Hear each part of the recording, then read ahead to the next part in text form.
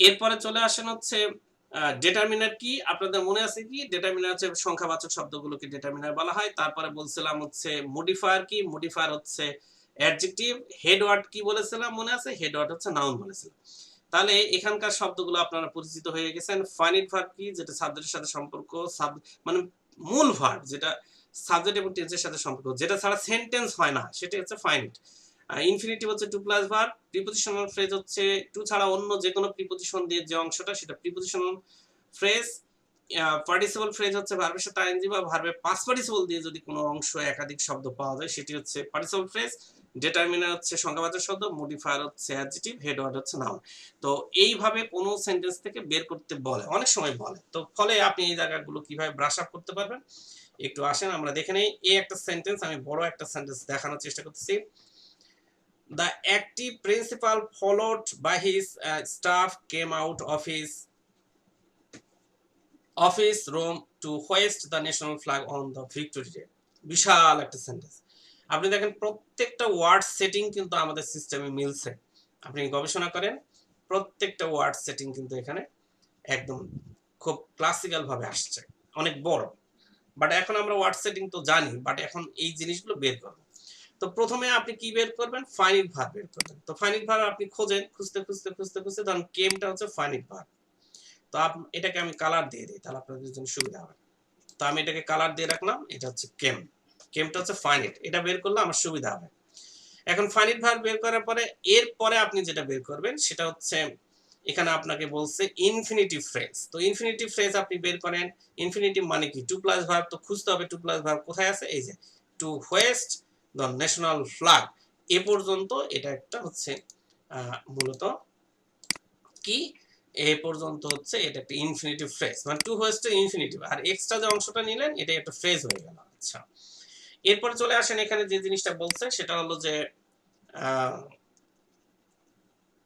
Prepositional phrase. Prepositional phrase মানে কি? Two ছাড়া অন্য প্রিপোজিশন, টু ছাড়া অন্য প্রিপোজিশন হচ্ছে এই যে অন দ্য ভিক্টরি ডে। তো আমি এটাকে নিলাম, এটাকে একটু লাল কালার দিয়ে দিলাম। তো অন দ্য ভিক্টরি ডে এটা হচ্ছে প্রিপোজিশনাল ফ্রেজ। আচ্ছা, এই যে অংশটা, এটা কি ভার্বের সাথে বসেছে? দেখেন তো, প্রিপোজিশনাল অংশ যদি ভার্বের সাথে যদি বসতো, মানে ভার্ব প্রিন্সিপাল ভার্বের সাথে যদি বসতো, আর প্রিন্সিপাল ভার্বের সাথে বসার পরেও কিন্তু শর্ত আছে, যদি ওই ভার্বের কাজ যদি সম্পূর্ণ করে, তাহলে তখন ওটাকে অ্যাডভার্বিয়াল ফ্রেজ বলা হয়। কি ফ্রেজ বলা হবে? Adverbial phrase. তাহলে প্রিপোজিশনাল ফ্রেজ কিন্তু বের করতে বললে আপনার প্রিপোজিশন দিয়ে অংশ কিন্তু প্রিপোজিশনাল ফ্রেজ হয়। আবার হচ্ছে অ্যাডভার্বিয়াল ফ্রেজও কিন্তু প্রিপোজিশন দিয়ে হয়, তবে সেটা শর্ত হচ্ছে ভার্বের কাজ সম্পন্ন করতে হবে। তাহলে এখন যদি প্রিপোজিশন অংশ দিয়ে যদি দাগ দিয়ে যদি বলে এটা কোন ফ্রেজ, তখন কি আপনি প্রিপোজিশন দেখলে কি প্রিপোজিশনাল ফ্রেজ কি দৌড়ে গিয়ে দিবেন, না একটু ভাববেন, ডানে বামে দেখবেন? অবশ্যই ডানে বামে দেখতে হবে। তো আমরা যদি এখানে দেখি অন দা ভিক্টরি ডে, এটা তো প্রিপোজিশন ফ্রেজই, কারণ এই অংশটা তো ভার্বের কোনো সম্পর্ক তৈরি করেনি, ফলে বোঝাই যাচ্ছে এটা প্রিপোজিশনাল ফ্রেজ। এন্ড নেক্সট আমরা দেখতে হচ্ছি যে participle phrase. Participle phrase that means কি? ভার্বের সাথে আইএনজি বা ভার্বের পাস্ট পার্টিসিপল। তো পেয়েছি ফলোড বাই হিজ স্টাফ। তো আমি এটাকে নিলাম, ওকে। এন্ড নেক্সট আমরা দেখতে হচ্ছি যে এখানে বেশ কটা হয়ে গেছে। এখন আসেন হচ্ছে কি বলছে, ডিটারমিনার, মডিফায়ার, হেড ওয়ার্ড। তো আমি এরকম এমন একটা অংশ নিব যে একসাথে যেন সব থাকে। তো আমি এখানে নিয়ে নিলাম, এখানে আর্টিকেল, ডিটারমিনার পেয়েছি, মডিফায়ার পেয়েছি, হেড ওয়ার্ড পেয়েছি, এই যে এটা আমি নিয়ে নিলাম, ফলে একসাথে আমার বেরিয়ে আসলো। তো আপনাদের পরীক্ষাতে যদি এরকম ইনফিনিটিভ ফ্রেজ বের করতে বলে, আপনি ঠিক এভাবে বের করবেন। প্রিপোজিশনাল ফ্রেজ যদি বের করতে বলে, এইভাবে বের করবেন। অ্যাডভার্বিয়াল ফ্রেজ যদি বের করতে বলে, এইভাবে করবেন। প্রিন্সিপাল পার্টিসিপল ফ্রেজ যদি বলে, এইভাবে করবেন। ডিটারমিনার, মডিফায়ার, হেড ওয়ার্ড যদি বলে, ঠিক আপনি এইভাবে বের করবেন।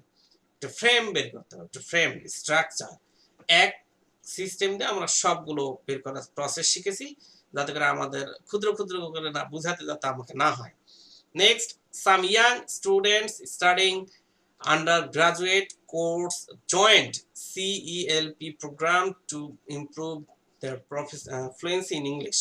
ভালো কথা। তো এখন প্রথমে আমি ফাইনাইট ভার্ব বের করব। ফাইনাইট ভার্ব খুঁজতে খুঁজতে খুঁজতে খুঁজতে আমি জয়েন্ট, এখানে আমি জয়েন্ট শব্দটা পেয়েছি।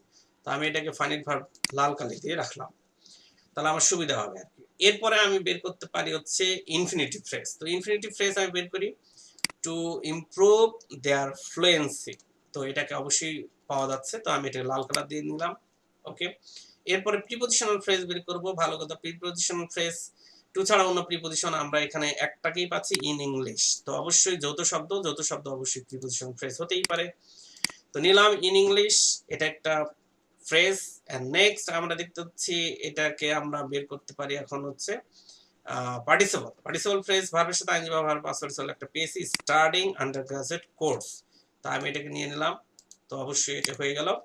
বাকি থাকলো হচ্ছে ডিটারমিনার, মডিফায়ার, হেডওয়ার্ড। তো ডিটারমিনার, মডিফায়ার আমরা এই যে এখানে পাচ্ছি, এটাকে নিয়ে নিলাম। এইভাবে এটা শর্টকাট পিরিয়ডে আমরা সেন্টেন্স থেকে এগুলো বের করা শিখলাম। তো আপনারা একভাবে এক প্রসেসেই সবগুলো বের করা শিখে ফেলেছেন। এখন ক্ষুদ্রভাবে বললে আশা করি এই প্যাটার্নটা আপনাকে সাহায্য করবে। এখানে কারো কোনো সংশয় বা সন্দেহ বা কোনো জিজ্ঞাসা তৈরি হয়েছে কিনা বা বুঝতে পারেননি? স্যার অন্য একটা কোশ্চেন ছিল আর কি এটাতে। বলেন। স্যার এত বড় একটা লাইন দিয়ে দিল স্যার, এখানে আমার একটা ইরোর দিয়ে দিল স্যার, একটা ভুল দিয়ে দিল, মানে কোনো একটা পেছনের দিক থেকে বা মাঝের দিক থেকে। ওই সেগুলো নামই হলো পিন পানি এরর। এই দেখলা, হ্যাঁ স্যার, এখানে আমারে বললো যে, হ্যাঁ স্যার আমাকে এখন বললো যে এটা সলভ করতে, মানে কোনটা ইরর। তাহলে স্যার আমি কোন দিক থেকে শুরু করব? আগে নাউন থেকে শুরু, মানে প্রথম দিক থেকে দেখে আসবো যে একটার পরে একটা যে মিল আছে কিনা। আচ্ছা, তাহলে এই যে কিভাবে এটা উনি যে কোশ্চেন ফাইন্ডিং করবো করেছে আর কি। আপনার কোশ্চেন আমি বুঝছি। নেক্সট আর কার কোন কোশ্চেন আছে এখানে, না ওনার সাথে সবাই একমত? আর কার কোন কোশ্চেন জন্মাইছে, না ওনার সাথে সবাই একমত? ঝটপট। স্যার প্রশ্ন কি এভাবে আসবে নাকি? মানে প্রশ্ন হচ্ছে যে কোনো একটা সেন্টেন্স, এরকম ফ্রেশ সেন্টেন্স দেওয়া থাকবে, দিয়ে আপনাকে একটা বের করতে বলতে পারে, দুইটা বের করতে বলতে পারে, একটা বের করতে বলবে, আপনি সেই একটাই খুঁজে খুঁজে বের করবেন। আমি তো প্রথমে একটা দিয়েই শুরু করেছিলাম, তারপর তো সব বের করলাম। আর আপনি এরকম ছোট সেন্টেন্স হোক বড় সেন্টেন্স হোক, আপনাকে বের করতে বলেছে, আপনি বের করে দেখাবেন। তো আপনি বের করার সিস্টেমটা তো বুঝতে পেরেছেন, এখানে তো কার কোনো কিন্তু থাকার কথা নয়। না স্যার, এটা এখন পারা যাইবে, এটা বের করা যাইবে। আচ্ছা, আর উনি যেটা কোশ্চেন করেছে যে আমি আসলে এটা এটা হলো বের করা। আর একটা বিষয় হচ্ছে যে পুরো সেন্টেন্সের মধ্যে ভুল থাকা, যে যে কোশ্চেনটা করেছেন এই কোশ্চেনটা এর সাথে যায় না। এটা হলো বের করার বিষয়। এখানে রং থাকবে না, ভুল থাকবে না, এখানে সত্যই থাকবে, সঠিক থাকবে। আপনাকে ফাইন্ড আউট করতে হবে। আমি তো এখানে লিখেইছি ফাইন্ড আউট। এরপরে চলে আলাদা চ্যাপ্টার না? আলাদা চ্যাপ্টার বলতে কি, এটা হচ্ছে যে বের করতে বলে সেন্টেন্স থেকে এগুলো, এই আগডুম বাগডুম গুলো বের করতে বলে। তো এখন এই আগডুম বাগডুম গুলো এটা তো তো বুঝতে পারছি স্যার, যে পিন পয়েন্ট এররটা। হ্যাঁ এখন সে ঠিক আছে। এখন আগডুম বাগডুম গুলো তো আর একটা একটা করে দেখালে তো বহুত হিসাব নিকাশ, অনেক ক্লাস নষ্ট করবে। তো আমি এক ক্লাসেই দেখালাম, অসুবিধা কি? ওকে, এখন আসেন যে আরো একটু এখানে বিষয় আছে, আপনারা এই ছকটা ভালো করে দেখে নিন। এই ছকটা খুবই ডিমান্ডেবল একটা ছক। যেমন এই সাইডটা হচ্ছে কাউন্ট, মানে কি যেটা গণনা করা যায়, তার পূর্বে এই ছকটা বসে। আর এই ছকের শব্দগুলো আনকাউন্ট বা নন কাউন্ট। তো যেমন এ দি সাম এনি, তো এটা হচ্ছে যে কাউন্টেবলে বসে, কাউন্টেবল শব্দ। আনকাউন্টেবলেও দা সাম এনি, তার মানে এখান থেকে তিনটা মিল খাইলো, একটা মিল খাইলো না এ। তো দা সাম এনি, সাম আনকাউন্টেবলে বসে, এনিও বসে। এটা আপনি ছকটা আপনাকে কিন্তু ক্লিয়ার করে দিল। আপনি কিন্তু নিজেও জানেন সাম আনকাউন্টেবলে বসে, এনিও বসে, জানেন, কিন্তু এই ছকটা একটু দরকার আছে।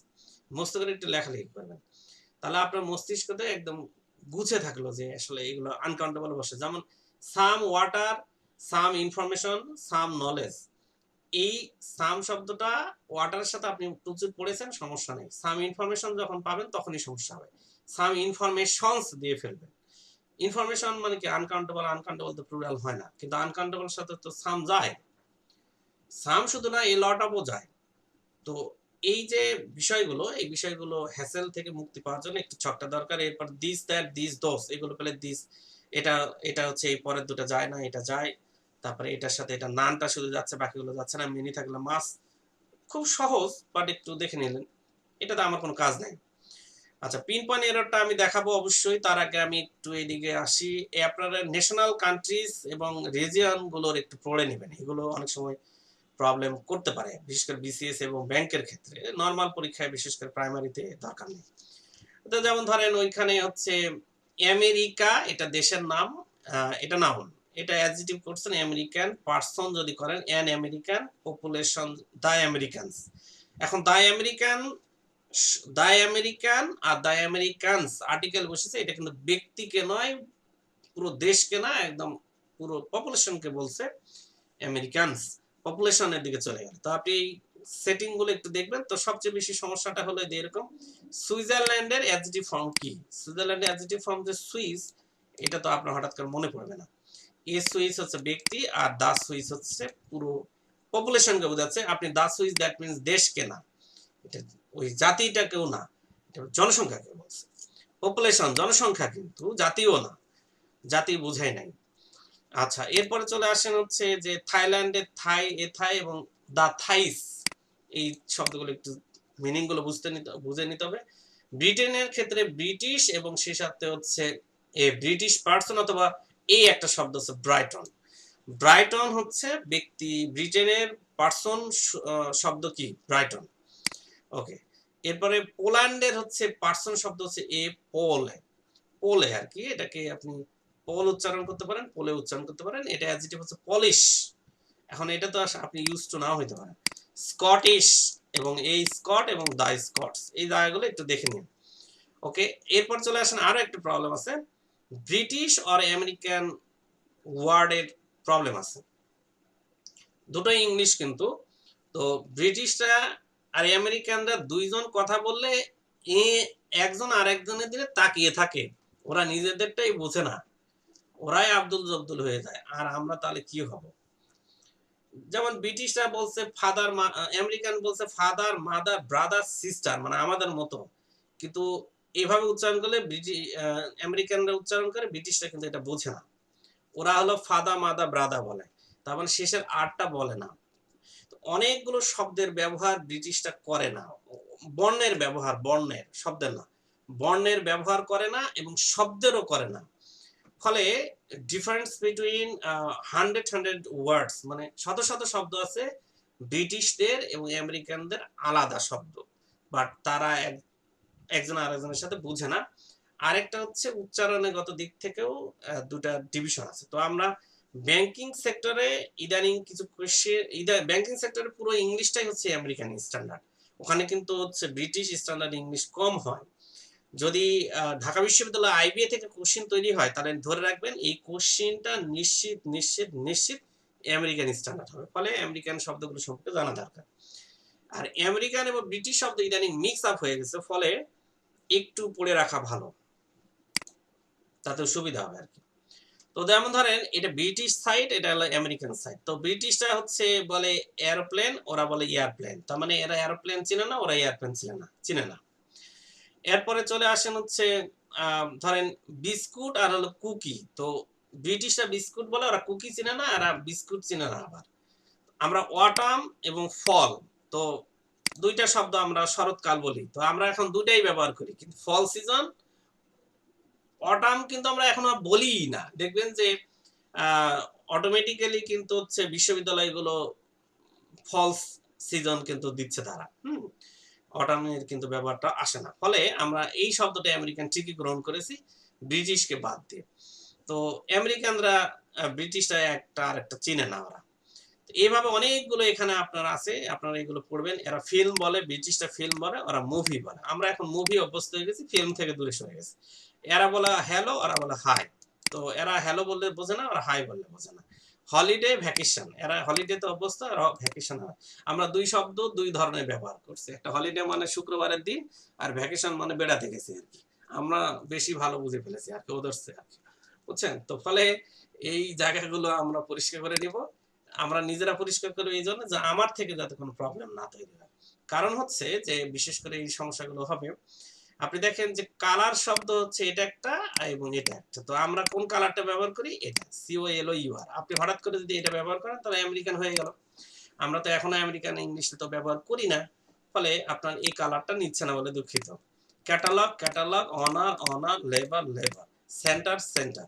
তো এখন এই যে শব্দগুলো একটু বিচিত্র দেখতে পাচ্ছেন, তো আপনি ওভারঅল মিলে সব একটু রিডিং দিয়ে নেবেন।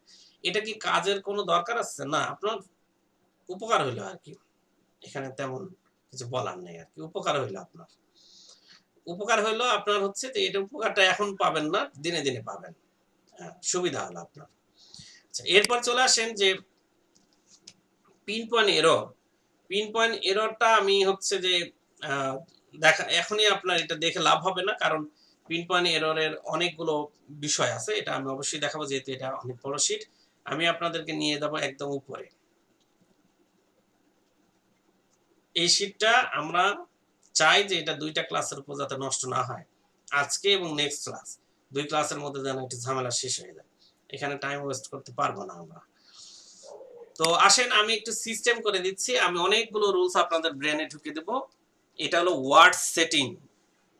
কিরকম ওয়ার্ড সেটিং দেখেন, common mistakes word setting in sentences, অর্থাৎ আপনি কারেকশনের ক্ষেত্রে কি ধরনের প্রবলেমগুলো ফেস করবেন, পিন পয়েন্ট এররের ক্ষেত্রে কিরকম সমস্যা ফেস করবেন, আপনি সাবজেক্ট ভার্ব এগ্রিমেন্টে কিরকম সমস্যা ফেস করবেন, রাইট ইজ অফ ভার্বস এর ক্ষেত্রেও, মানে সব ধরনের বিষয় নেই, ফ্রি হ্যান্ড রাইটিং এর ক্ষেত্রেও একটু থিওরিটিক্যাল সিস্টেমে পড়বো। ভার্ব যদি সাবজেক্ট হয় তাহলে তার জেরান হয়, তো ভার্ব যদি সাবজেক্ট হয় তাহলে তার জেরান হয়। দ্যাট মিনস এই যে সুইম থেকে সুইমিং আসছে, অথবা আমরা চাইলে ইনফিনিটিভও করতে পারি, টু সুইম, দ্যাট মিনস দুটোই নাউন, তো জেরান অথবা ইনফিনিটিভ। আপনি চাইলে ইনফিনিটিভও করতে পারেন, ইনফিনিটিভ ব্যাপার নেই বললেই চলে, হয় না, আমার খুব একটা আসে না, ফলে আমরা জেরানটাকেই ধরবো। ভার্ব যদি সাবজেক্ট হতে চায় আপনি জেরান করে দিবেন, জেরান। আশা করি বুঝতে পারছেন। টু এর পরে ভার্বের কি হয়, বেস ফর্ম হয়, মানে প্রেজেন্ট ফর্ম। বেস ফর্ম, এটা বেস ফর্ম বলে শুদ্ধ, কিন্তু প্রেজেন্ট ফর্ম ভুল, প্রেজেন্ট ফর্ম ভুল, তারপর আমি দিয়েছি বোঝার স্বার্থে আর কি। তো টু এর পরে ভার্বের কি হয়, প্রেজেন্ট ফর্ম হয়, তো বা বেস ফর্ম হয়, এটা একদম পরীক্ষিত। টু ছাড়া পৃথিবীতে অন্য যত প্রিপজিশন আছে, অন্য যত যত যত প্রিপজিশন আছে, এরপরে হচ্ছে ভার্বের সাথে আইএনজি হবে, ফিক্সড, সেটা যেই হোক, অন্য প্রিপজিশন হলে আইএনজি। আর কতগুলো টু আছে এরপর আইএনজি হয়, তবে এই যে এই ওয়ার্ডগুলো, এগুলোকে বলা ফ্রেজ টু, ফ্রেজাল টু, তো ফ্রেজ টু, তো এই ওয়ার্ডগুলো সহ থাকতে হবে। আপনি এই শব্দগুলো মুখস্থ করবেন, মুখস্থ যদি না করতে পারেন তাহলে ধরে নেন এই কটাই বরাবর আসে, হ্যাঁ, তো আপনি এই কটা পড়লেন, কিন্তু এখন ধরেন এখান থেকে দিল, তখন আপনি কি করবেন, কিছু তো করার থাকবে না। সবগুলো জানা থাকলে কি হবে, আপনার একটাও হাত থেকে খসে যাবে না। With an eye to, with a view to, look for, to be used to, get used to, be accustomed to, be opposed to, addicted to, adverse to, object to, confess to, বাস। নাও যদি পারেন একটু পড়ার অভ্যস্ততা রাখবেন, সমস্যা নেই। With an eye to, with a view to, look for, to be used to, get used to, and then used to টাকে কিন্তু be আছে, get used to, শুধু used to, get used to, be accustomed to, be opposed to, এই যে be গুলো থাকতে হবে, কিন্তু be বলতে অ্যামিজ আর ওয়াজ আরও কিন্তু হতে পারে, জাস্ট বিটা একটা উপলক্ষ আর কি। Addicted to, adverse to, object to. এখন ধরেন অবজেক্ট টু যদি এরপরে যদি ভার্ব থাকে, কনফেস টুর পরে যদি থাকে, কনফেস টুটা মাঝে মাঝে রাখে, তখন কি করবেন, তখন তো আপনার মনে করেন যে প্রেজেন্ট ফর্মই তো দিবেন, কিন্তু এটা যে আইএনজি নেই সেটা তো জানেন না, ফলে এই ভার্বগুলো পরে ভার্বের সাথে আইএনজি হয়। ওকে, তাহলে এটা সিস্টেমেটিক পদ্ধতিতে এখানকার বিষয়টা ক্লিয়ার হয়ে গেল যে ভার্ব সাবজেক্ট হতে চাইলে এটা জেরান করবেন, টু এর পরে ভার্বের প্রেজেন্ট ফর্ম করবেন, টু ছাড়া অন্যান্য প্রিপজিশনের পরে ভার্বের সাথে আইএনজি, ফ্রেজ টু এর পরে ভার্বের সাথে আইএনজি, বাস, এখানকার ইতিহাসটা সমাপ্ত। এখন চলে আসেন যে আরো সুন্দর সুন্দর সেটিং আছে। যদি প্রিপজিশনের পরে যদি ব্র্যাকেটের ভিতরে যদি আপনি দেখেন যে অ্যাডজেক্টিভ বা অ্যাডভার্ব বসে আছে, অ্যাডজেক্টিভ বা অ্যাডভার্ব যদি প্রিপজিশনের পরে যদি অ্যাডজেক্টিভ বা অ্যাডভার্ব যদি ব্র্যাকেটের মধ্যে থাকে, তাহলে ওটাকে আপনি নাউন করে দিবেন। কি করে দিবেন, নাউন করে দিবেন, চেঞ্জ করে তা নাউন হয়। ওকে, প্রিপজিশনের পরে যদি আপনি দেখেন যে ভিতরে নাউন অথবা অ্যাডজেক্টিভ বসে আছে, নাউন অথবা অ্যাডভার্ব, তাহলে সেটাকে আপনি অ্যাডজেক্টিভ করে দিবেন, অ্যাডজেক্টিভে চেঞ্জ করে দিবেন। ওকে, এরপরে আসেন বি ভার্বের পরে যদি আপনি এরকম ব্র্যাকেটের ভিতরে অ্যাডভার্ব বা নাউন যদি পান, তাহলে সেটাকে অ্যাডজেক্টিভ করে দিবেন, কারণ বি ভার্বের পরে অ্যাডজেক্টিভ বসে, কিন্তু শব্দটা কি থাকবে, অন্য। ওকে, বি ভার্বের পরে যদি ব্র্যাকেটে যদি অ্যাডজেক্টিভই থাকে, তাহলে এখন তো আপনি আরেকটা ফাঁদে পড়ে গেলেন, যে অ্যাডজেক্টিভই তো আছে, তাহলে কি করব, আপনি অ্যাডভার্ব করে দিবেন, যেহেতু বি ভার্বের পরে অ্যাডজেক্টিভ আসে আপনি অ্যাডভার্ব করে দিবেন। তাহলে এই যে দেখেন ধীরে ধীরে কিন্তু আপনাকে স্ট্রং করে ফেলতেছে। একটু মনে রাখাই কঠিন, কিন্তু ট্রায়াল দিতে হবে, চেষ্টা করতে হবে আর কি। এরপর চলে আসেন যে ভার্বের পরে, বি ভার্বের পরে আপনার ভার্ব যদি আপনি আসে, যে এরকম যদি ভার্ব বসাতে চান, তাহলে সেটাকে অ্যাক্টিভ বা প্যাসিভ আকারে চিন্তা করতে হবে। যেমন শি ইজ, তারপরে দেখেন সিঙ্গিং, কেন, সে গান গাইতে পারে, তার গান গাওয়ার ক্ষমতা আছে, ফলে এটা অ্যাক্টিভ সেন্টেন্স হয়ে গেছে, এটা কন্টিনিউয়াস টেন্স। আর যখন সাবজেক্টটা ভার্বের কাজ করতে পারে না, তখন প্যাসিভ হয়ে যায়, ফলে এ সং ইজ সাং, এখানে সাংটা কেন আসছে, বোঝা যাচ্ছে এটা একটা প্যাসিভ ফ্রেম, কেন, সাবজেক্টটা ভার্বের কাজ করতে পারে না। আপনাদেরকে বারবার বলেছিলাম, ভার্বকে যদি আপনারা ঠিক করতে চান, তাহলে সাবজেক্টের সাথে ভার্বের একটা দারুণ কানেকশন আছে। সাবজেক্ট সিঙ্গুলার হলে ভার্ব সিঙ্গুলার হবে, সাবজেক্ট প্লুরাল হলে ভার্ব প্লুরাল হবে, সাবজেক্ট কাউন্টেবল হলে ভার্ব কাউন্টেবল হবে, সাবজেক্ট আনকাউন্টেবল হলে ভার্ব আনকাউন্টেবল হবে। সাবজেক্ট যদি হচ্ছে অ্যাক্টিভ হয় ভার্বও অ্যাক্টিভ হবে, সাবজেক্ট প্যাসিভ হলে ভার্বও প্যাসিভ হবে। এই যে এটার নামই হচ্ছে এগ্রিমেন্ট, চুক্তি। কার সাথে? সাবজেক্ট এবং ভার্বের চুক্তি। দেখেন এখানে সি করতে পেরেছে, অ্যাক্টিভ হয়েছে, সং করতে পারে নাই, প্যাসিভ হয়েছে। ব্যাপারটা এরকম আর কি। মেইন ভার্বের পরে কি বসতে পারে আমি আপনাদেরকে বলেছিলাম, মেইন ভার্বের পরে হয় অ্যাডভার্ব বসবে নতুবা নাউন বসবে, যদি সেটা লিঙ্কিং ছাড়া হয়। যদি সেটা লিঙ্কিং ছাড়া হয়, লিঙ্কিং ভার্বের পরে অ্যাডজেক্টিভ বসে, এটা আমি জানি। সেন্টেন্সের শেষ প্রান্তে গিয়ে আপনি যখন গ্যাপ পাবেন, আপনি ডেফিনেটলি জেনে রাখবেন সেখানে অ্যাডভার্ব হওয়ার সম্ভাবনা প্রায় 99% অ্যাডভার্ব হয়। দুর্ভাগ্যজনকবশত অ্যাডজেক্টিভ বসতে পারে, তবে অ্যাডজেক্টিভের পরিমাণটা কম হয়, অ্যাডভার্বই বেশি হয়। আপনি দেখে নেবেন, সামনের ওয়ার্ডটাকে দেখে নিলে বোঝা যায়। আচ্ছা, এরপর চলে আসেন যে অ্যাডজেক্টিভের পরে নাউন হয়, এগুলো আমরা জানি, এই জায়গাগুলো আমরা জানি, এগুলো ছক আকারে এখানে দেওয়া আছে, এগুলো খুবই স্মুথলি দেওয়া আছে যে নাউনের আগে কি বসে, নাউনের পরে কি বসে, অ্যাডজেক্টিভের আগে কি, অ্যাডজেক্টিভের পরে কি, ভার্বের আগে কি, ভার্বের পরে কি, সব দেওয়া আছে। এটা প্যারালেলিজম, এটা প্যারালেলিজমটা গত ক্লাসে বুঝিয়েছিলাম, এটা কোনো দরকার নেই, এটা নিঃসন্দেহে বোঝা গেছে। লিঙ্কিং ভার্বের পরে অ্যাডজেক্টিভ বসে, এটাও আমরা জেনেছি অনেক আগেই, তো আপনি এখানে পেয়েছেন, অ্যাডজেক্টিভ দিয়েছেন। আচ্ছা, বি ভার্বের পরে অ্যাডজেক্টিভ বসে, সেটাও আমরা জানি। মোডাল অক্সিলারির পরে একটু আপনি হিসাব নিকাশ করতে হবে। মোডাল অক্সিলারির পরে আপনারা হচ্ছে মানে মোডাল অক্সিলারির পরে যে ভার্বটা আপনি ঠিক করবেন, সেটা আপনি আসলে অ্যাক্টিভ করবেন না প্যাসিভ করবেন, এটা আপনাকে একটু ভাবতে হবে। ভাবনাটা হচ্ছে ওই আবারও ভার্বটা কাজ করতে পারে, ভার্বের কাজ করতে পারে কিনা, সাবজেক্ট করতে পারলে অ্যাক্টিভ, না করতে পারলে প্যাসিভ। যেহেতু রিচ মানে কি ধনী, ধনীরা সাহায্য করতে পারে গরিবদের, এটি সম্ভাবনা আছে, ফলে এটা অ্যাক্টিভ হয়ে গেছে। আর উল্টায় দিছে যখন দ্য পুয়ার ক্যান হেল্প, মনে করেন এখানে the poor can help, poor তো হেল্প করতে পারে না, এটা অযৌক্তিক সেন্টেন্স, ফলে এটাকে প্যাসিভ করে দিতে হবে, ক্যান বি হেল্পড। তাহলে প্যাসিভ হলে বি যোগ করে দিয়ে দিবেন, শেষ। আচ্ছা, 14 নম্বর, ধীরে ধীরে শুরু করেন, formative sentence. To be, be, been, being, এরপরে আপনি কি বসাবেন? এরপরে আপনি হচ্ছে অ্যাডজেক্টিভ বসাবেন, আর যদি ভার্ব বসান ভার্বের পাস্ট পার্টিসিপল। এগুলো খেয়াল রাখতে হবে কিন্তু, নাহলে অনেক ঝামেলা হয়। Two be, be, been, being, একটু ছোট ছোট করে মুখস্থ করতে শুরু করে দেন। এই 120টা রুলস আপনি ঘুম থেকে উঠে ঘুমানোর আগে আগে একটু ট্রায়াল দিবেন। আপনি যদি এগুলোকে ঠিক মতো করতে পারেন, আপনি বস হয়ে যাবেন, একদম ভীষণ বড় রকমের একটা বস হয়ে যাবেন। এই বস হওয়াটা আপনার লাইফে মনে করে ধরেন একটা টার্নিং পয়েন্ট। এতদিন ধরে যেগুলো গ্রামার পড়ানো হয়েছে, এগুলো যতই পড়বেন ততই নতুন নতুন ইনফরমেশন। আপনাদেরকে আরেকটা কথা বলি, সেটা হচ্ছে যে আপনারা পত্রিকা পড়বেন। পত্রিকা পড়তে পারেন, তারপর হচ্ছে ম্যাগাজিন গুলো পড়তে পারেন, যে কোনো রাস্তাঘাটে চলাফেরা করেন না, ইংলিশ লেখাগুলো পড়বেন, খালি ওয়ার্ড সেটিং গুলো খালি বারবার লক্ষ্য করবেন। এই যে দোকানের নামটা রেখেছে, এখানে ওয়ার্ড সেটিংটা ঠিক আছে কিনা, এই যে পত্রিকায় হেডলাইন দিয়েছে, এখানে ওয়ার্ড সেটিংটা ঠিক আছে কিনা, এই যে ইংলিশ সেন্টেন্সটা লিখেছে, তো সেখানে ওয়ার্ড সেটিংটা ঠিক আছে কিনা, এরকম করে আপনারা যে জায়গায় চোখ দিবেন খালি ওয়ার্ড সেটিংই দেখবেন। এরকম দেখতে দেখতে আপনি ইউজড হয়ে যাবেন, ইউজড হতে হতে দেখবেন আপনি অটোমেটিক্যালি ফ্রি হ্যান্ড রাইটিং শিখেছেন, এবং আপনি মিরাকেল হলেও আপনি আসলেই অরিজিনালি ইংলিশের বস হয়ে যাবেন, এবং একটা সময় গিয়ে আপনি নিজেকে বহুত কিছু মনে করতে পারেন, বড় রকমের সম্ভাবনা তৈরি হতে পারে আপনার মধ্যে। সেটা নিয়ে গত ক্লাসে অনেক কথা বলেছি, আজকে আর না বলি। এরপরে চলে আসেন two be, be, been, being, এরপরে অ্যাডজেক্টিভ ইউজ করতে পারেন, কোনো সমস্যা নাই যদি ভার্ব ইউজ করেন পাস্ট পার্টিসিপল, কিন্তু অ্যাডজেক্টিভ এবং ভার্ব ছাড়া অন্য কিছু ইউজ করা যাবে না। এরপর চলে আসেন have, has, had, having, get, got, getting, এরপরে আপনি নাউন ইউজ করতে পারবেন, এখানে আবার অ্যাডজেক্টিভ বসবে না, নাউন বসাতে পারবেন, কিন্তু আপনি ভার্ব ইউজ করতে যদি চান করেন, পাস্ট পার্টিসিপল দিয়ে দিবেন, তাহলে ওখানেও ভার্ব পাস্ট পার্টিসিপল, এখানেও ভার্ব পাস্ট পার্টিসিপল, ওখানে অ্যাডজেক্টিভ, এখানে নাউন, তাহলে হ্যাভ ভার্বের পরে নাউন বসতেছে, বি ভার্বের পরে অ্যাডজেক্টিভ বসতেছে, এটা একটা সাধারণ সিস্টেম। এন্ড নেক্সট একটা প্রমাণও আছে, প্রমাণগুলো এখানে আছে, বিং অনেস্ট, আর যে দেখেন হ্যাভ অ্যাওয়ারনেস। একটা প্রিন্সিপাল ভার্বের পরে কিরকম করে পরবর্তী জায়গাটা আসলে আপনি ঠিক করবেন। দেখেন একটা প্রিন্সিপাল ভার্বের পরে একটা নাউন বসে, ইতিমধ্যে তা পরীক্ষিত। একটা প্রিন্সিপাল ভার্বের পরে অ্যাডভার্ব বসে, এটাও পরীক্ষিত। একটা প্রিন্সিপাল ভার্বের পরে অ্যাডজেক্টিভ বসে, ওটাও পরীক্ষিত, কারণ আপনারা কিন্তু লিঙ্কিং ভার্ব পরে অ্যাডজেক্টিভ পান। তাহলে কটা হলো? 3টা। একটা প্রিন্সিপাল ভার্বের পরে আরেকটা প্রিন্সিপাল ভার্ব আসলে আইএনজি হয়, এটাও পরীক্ষিত 4টা। একটা প্রিন্সিপাল ভার্বের পরে আরেকটা প্রিন্সিপাল ভার্ব আসলে ইনফিনিটিভ হয়, এটাও পরীক্ষিত 5টা। একটা প্রিন্সিপাল ভার্বের পরে আরেকটা প্রিন্সিপাল ভার্ব আসলে পাস্ট পার্টিসিপল হতে পারে 6টা। তার মানে সাবজেক্টের পরে ভার্ব, ভার্বের পরে যে 3 নম্বর যে শব্দটা আপনি লিখবেন সেখানে 6টা সেক্টরের সিস্টেম প্রমাণিত। এক্স্যাক্টলি আপনি কিভাবে ব্যবহার করে সেন্টেন্সটাকে আগাবেন, কিভাবে ফ্রি হ্যান্ড রাইটিংটা সাজাবেন, আপনার সিদ্ধান্তের উপর চিন্তা করবেন, অথবা যিনি লিখেছেন তার সেটিংটা ঠিক আছে কিনা দেখে নেবেন।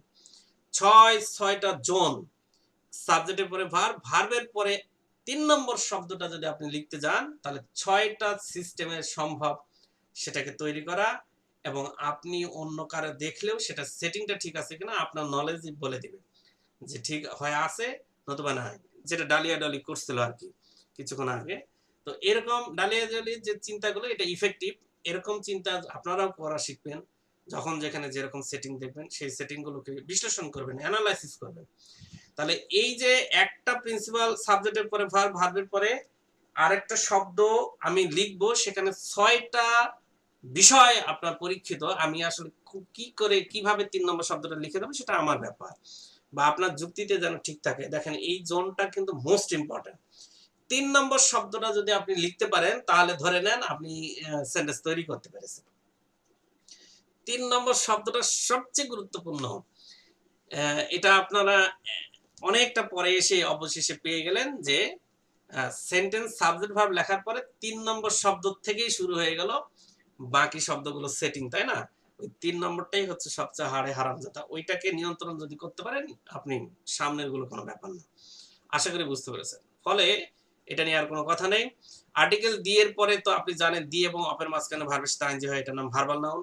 এবং দি এবং অপের মাঝখানে ভার্ব ছাড়া নাউন সরাসরি বসানো যায়, কারণ আমরা জানি যে হচ্ছে আর্টিকেলের পরে নাউন বসে। দা রিডিং অফ স্টোরি, এটাও জেরান, এটাও নাউন, এটাও হচ্ছে নাউন, এটাও নাউন, দুটোই নাউন, বাট এটা জেরান নাউন। এটাকে আপনি ভার্বাল নাউন বলতে পারেন, কোনো সমস্যা নেই। আচ্ছা, দুটো নাউনের মাঝখানে আপনি যখন কোনো গ্যাপ পাবেন ধরে নেবেন সেখানে একটা প্রিপজিশন বসতে পারে। যেমন এখানে আমি নেসেসিটিও একটা নাউন পেয়েছি, ইংলিশ একটা নাউন পেয়েছি। ফলে দুই নাউনের মাঝখানে যদি গ্যাপ পাওয়া যায় তাহলে বুঝতে হবে যে এখানে একটা প্রিপজিশন চাচ্ছে, কারণ প্রিপজিশন ছাড়া সেখানে সম্বন্ধ তৈরি করার মতো আর কেউ নেই। সো এবং টু এর পরে অ্যাডজেক্টিভ বা অ্যাডভার্ব বসতে পারে। আপনি শুধু মানে কবুতরের মধ্যে পড়বেন, এগুলো আপনি জানেন। সো এবং টু এর পরে অ্যাডজেক্টিভ বা অ্যাডভার্ব, সাসের পরে নাউন হয়, ভেরির পরে এটা বসে, ভেরি পরে আইএনজি, মাসের পরে নাউন হয়, মাসের পরে পাসওয়ার্ড চলে, এগুলো আগেই পড়ানো আছে। ফিউ এবং লিটল কি, হার্ড ফাস্ট লেট কি, তারপর হচ্ছে নো এর পরে নাউন বসে, নট এর পরে নাউন বসে। আচ্ছা 26 নম্বর হোম অ্যাব্রোড হেয়ার দেয়ার, এটা ম্যাক্সিমাম ফেস করতে হয়। হোম অ্যাব্রোড হেয়ার দেওয়ার পরে নাউন বসানো যায় না। যেমন আই গো হোম, এখন এরপরে আপনি একটা শব্দ সেট করতে চাচ্ছেন বা কারেকশনে দেখবেন যে অন্য কোনো শব্দ ইউজ করছে, আপনি সেটাকে অ্যাডজেক্টিভ করতে পারেন, নাউনের পরে নাউনও দিতে পারেন, যেটাই দিতে পারেন। কিন্তু হোম অ্যাব্রোড দেয়ার হেয়ার দেয়ারের পরে আপনি যদি কোনো শব্দ সেট করতে চানই, এক্স্যাক্টলি যদি চান সেন্টেন্সের অবজেক্ট স্থানে, সাবজেক্ট স্থানে না কিন্তু অবজেক্ট স্থানে, তখন আপনার ওই এটার পরের শব্দটা অ্যাডভার্ব আপনি লিখতে বাধ্য। আশা করি বুঝতে পেরেছেন। ব্যাংক এবং বিসিএস এর ক্ষেত্রে মোস্ট ইম্পর্টেন্ট 26-27 নম্বরটা বলছে এই যে I O U R, your এই ইউর গুলো আরেকটা মানে মুসিবত তৈরি করে, যে junior, senior, inferior, superior, major, minor, prior, interior, exterior, prefer. Okay, এদের পরে আপনার হচ্ছে দেন বসবে না, টু বসবে। কিন্তু এটা কম্পারেটিভ সেন্টেন্সের মতো আচরণ করে ডিগ্রি, কিন্তু আসলে দেন বসে না, টু বসে। ভালো কথা। এখন এখানে ধরেন যে আপনি একটা গ্রামার শিখেছিলেন যে দেখেন এরকম যদি আমি বলি রহিম ইজ ওয়াইজার দেন মি, লিখবো না রহিম ইজ ওয়াইজার দেন আই, দেনের পরে মি দেবো না আই দেবো, বলেন তো দেখি ডিগ্রির ক্ষেত্রে যে কই আই হবে স্যার। আই হবে, কারণ দেনের পরে কখনোই অন্য কোনো ফর্ম হবে না সাবজেক্ট ফর্ম ছাড়া। সাবজেক্ট ছাড়া দেনের পরে কিন্তু হয় না, এটা নিশ্চিত পরীক্ষিত। কিন্তু আমি এর ক্ষেত্রে শিখিয়েছিলাম, প্রোনাউনের ক্ষেত্রে শিখেছিলাম যে প্রিপজিশনের পরে প্রোনাউনে কোন ফর্ম বসে, অবজেক্ট ফর্ম বসে, অবজেক্ট ফর্ম। ফলে Kamal is junior to me, এখন এইখানে যদি আপনার আই দেওয়া থাকে তাহলে আশা করি আপনি এটা যেন ভুলটা দেখতে পারেন। এটা একে তো দেনও রাখে আবার ওই জায়গায় সাবজেক্ট ফর্মও দেয়, তো আপনি সেই জায়গাগুলো, এটা যদি দেন আই যদি দিত এটা প্রায় অনেক স্টুডেন্ট ধরতে পারে না, দেন আই, তো মনে করে এটা ঠিকই আছে, হ্যাঁ দেন আই দিয়েছে তো উনি তো যে কোনো স্টুডেন্ট ও বলছে না ঠিকই তো আছে তো কম্পারেটিভ, এখানে দুইটা ভুল করেছে, একে তো দেন দিয়েছে তারপর আবার সাবজেক্টও দিয়েছে, সাবজেক্ট ফর্ম দেনের পরে হয় কিন্তু এটা একটু দেখে নেবেন আর কি। আচ্ছা এরপরে আমরা দেখছি এফেক্ট হচ্ছে এটা কি হিসাবে কাজ করে, এটা হচ্ছে ভার্ব হিসাবে কাজ করে। শ্বশুর আর শাশুড়ি বানানটার একটু ভিন্নতা আছে না, ফলে শ্বশুর হয় আর শাশুড়ি শাশুড়ি হয় আর কি, ফলে না হলে তো একই রকম হয়ে যেত। এই জন্য এফেক্ট আর ইফেক্ট একটু বানান তো ভিন্ন, এই দুটোই একই, জাস্ট এ আর ই, এ থাকলে হলো ভার্ব, ই থাকলে হচ্ছে এটা অবশ্যই noun. And next, in spite of, despite, in case of, because of, at the time of, এই যে অফ ফ্রেজ, এটা একটা ফ্রেজ, প্রিপজিশন যুক্ত একটা অংশ ফ্রেজ আর কি। আমি কিন্তু এটাকে প্রিপজিশন ফ্রেজ বলছি না, আমি বলছি এটা ফ্রেজ আর কি। এখন এই ফ্রেজগুলো এর পরে যে আপনি একটা শব্দ যে লিখবেন, এরপরে আপনি চাইলে একটা শব্দ লিখতে পারেন, একাধিক শব্দ লিখতে পারেন। একটা শব্দ লিখলে নাউন লিখবেন, একাধিক শব্দ লিখলে আপনি এটাকে ফ্রেজ তৈরি করবেন, ফ্রেজ। যেমন in spite of property, in spite of his property, his double, তো সেটাও কিন্তু যেন সেটিং ঠিক থাকে আর কি।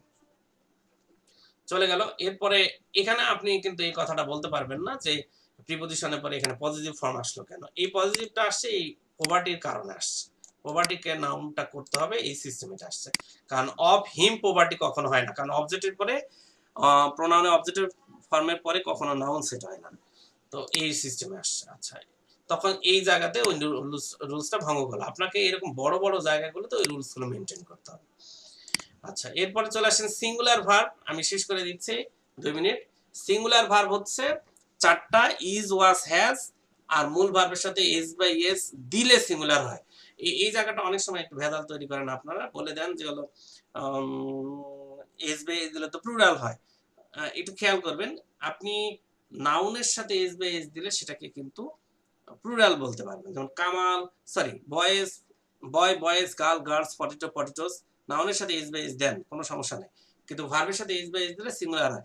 আপনি ছোটবেলায় পড়েছেন না, থার্ড পারসন সিঙ্গুলার হলে ভার্বের সাথে এস বাই এস হয়, কিন্তু যিনি পড়িয়েছিল উনি যদি এই কথাটা বলতো থার্ড পারসন সিঙ্গুলার যেহেতু সাবজেক্ট তাই ভার্বকে এস বাই এস দিয়ে সিঙ্গুলার করতে হয়, এই কথাটা বললেই কিন্তু আপনার সমস্যা ছিল না। কিন্তু এই কথাটা বলে না, বলে কি থার্ড পারসন সিঙ্গুলার হলে ভার্বের সাথে এস বাই এস দিয়ে দিতে হয়, কিন্তু আপনি বলবেন থার্ড পারসন সিঙ্গুলার হওয়ার কারণে ভার্বকে এস বাই এস দিয়ে সিঙ্গুলার করতে হয়, তাহলে দেখবেন ঠিক হয়ে যাবে। আমি আগেই বলেছিলাম ভার্ব সিঙ্গুলার হলে সাবজেক্ট সিঙ্গুলার হয়, ফলে এই যে এটা ভার্ব প্লুরাল তাই ভার্ব প্লুরাল, সাবজেক্ট প্লুরাল হলে ভার্ব প্লুরাল। যেহেতু সাবজেক্ট এখানে দেখেন প্লুরাল তাই ভার্বের সাথে এস বাই এস নাই, কারণ ভার্বের সাথে এস বাই এস না দিলেই প্লুরাল। আশা করি বুঝতে পারছেন। এ নাম্বারের কাহিনী বলেছি, এ নাম্বার থাকলে সব প্লুরাল, দা নাম্বার থাকলে noun plural, verb singular, positive singular, a many, many এর ঠিক আছে, এটাও ঠিক আছে। 36 number one of the, each of the, every of the, এই অফ দা থেকে আমি আগামী ক্লাসে শুরু করব। 36 এর পরে এখানে অনেক এর নিচে অনেক কথা আছে, অনেক বিষয় আছে জড়িত আছে। তো যাই হোক, আমার ইচ্ছে ছিল ভগ্নাংশ পর্যন্ত দেখানো, ভগ্নাংশ পর্যন্ত সময় হবে না কারণ আরো 10 মিনিটের মতো নষ্ট হবে। তো আমি শেষ করে দিতে চাই, আমি হচ্ছে আপনাদেরকে যেটা বলতে চাই যে এখানে কিছু পরিচিত কিছু অপরিচিত সব রুলসই আছে, যেমন ভগ্নাংশ থেকে শুরু করে এখানে অনেক কিছু অনেক রুলস আছে যেগুলো আমাকে অনেক কথা বলতে হবে, আর কিছু রুলস আছে আপনারা অনেক জানেন। তো 120টা রুলসের মধ্যে হয়তোবা আপনার 70টা 80টার মতো জানা আছে, বাকিগুলো জানা নাই, তো এই বাকিগুলো আমাকে এই ইনফরমেশন গুলো দিয়ে নিতে হবে। তো আমার যেটা কথা সেটা হলো শীটটা চলে যাবে, আপনারা যে কাজটা করবেন একদম পুরো শীটটাই 120টা রুলস একদম তুলা করবেন রিভিশন দিয়ে, এটাকে যতখানি পারেন ওকে। এবং আগামী ক্লাস আমি ঠিক এই কারোর জন্য ওয়েট করব না, একদম প্রথমেই মিনিটেই আমি 36 থেকে শুরু করে একদম টানা শুরু করব, এই পুরো শীটটাকে একদম ক্লিন করে দিয়ে এটার থেকে বিদায় নিয়ে আমরা আরেকটাতে চলে যাব।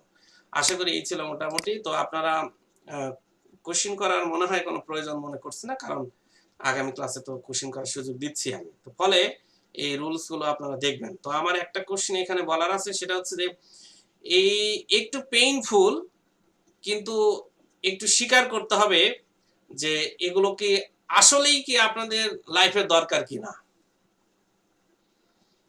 বলেন সত্যি করে বলবেন। খুব দরকার।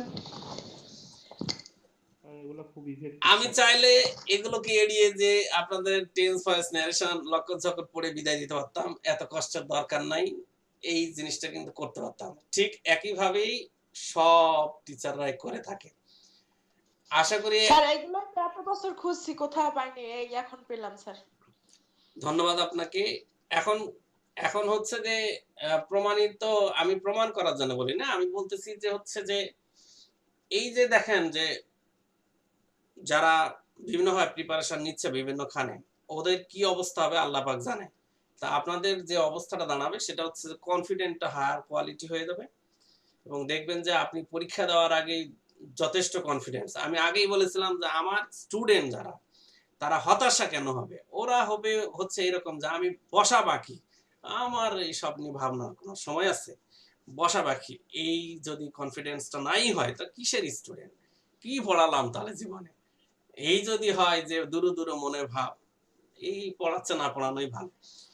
তো যাক, আসলে আমি নিজের গুণ কীর্তন করতে চাই না, আমি জাস্ট প্রয়োজন কিনা অপ্রয়োজন কিনা সেটি জিজ্ঞেস করেছিলাম, আপনারা বলেছেন, ধন্যবাদ। তবে এখন যেহেতু প্রয়োজন মনে করে থাকেন, আমি জানি কারো কষ্ট হবে, আপনাদের মধ্যে অনেকেই দুর্বল আছেন, কেউ অনেক সবল আছেন, কষ্ট হোক ভাই, পালিয়ে যাওয়ার সুযোগ নাই, এক কথাই শেষ। আপনি যত পারেন শিখেন, না পারলে ফেলে রাখবেন না, চেষ্টা করবেন। একদম যদি না পারেন 5% তো পারবেন, 2% তো পারবেন, 2% 5%ই আপনি পড়েন। আপনি 100% করার দরকার নাই আপনার, আপনার সামর্থ্য অনুযায়ী আপনি আগান, আল্লাহ ভরসা। স্যার